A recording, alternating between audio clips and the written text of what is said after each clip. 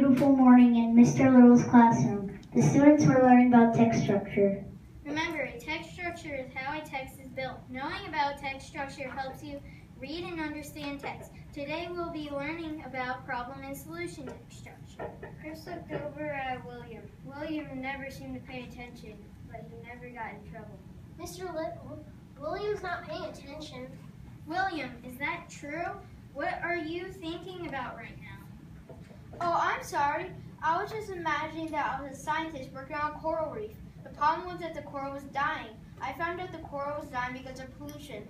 So I solved the problem by making advertisements to tell people to save the reef. Wendy, that was wonderful. What a great example of problem and solution text. Writers often tell about a problem and then explain how the problem was solved. Chris couldn't believe it. William hadn't been paying attention, but Mr. Little wasn't upset.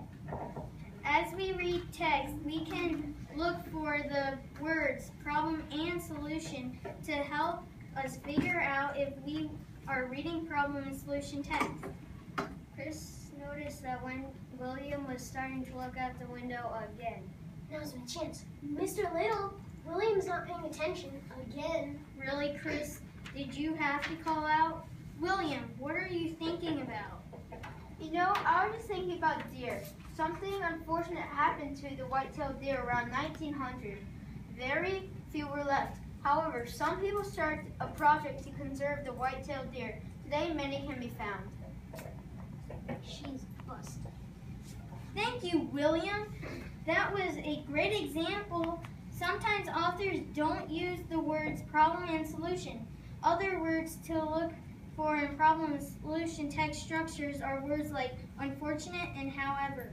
I think it's unfortunate that William never gets in trouble.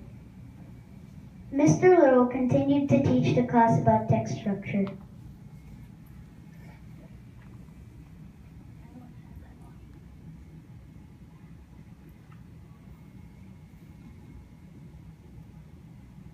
The end.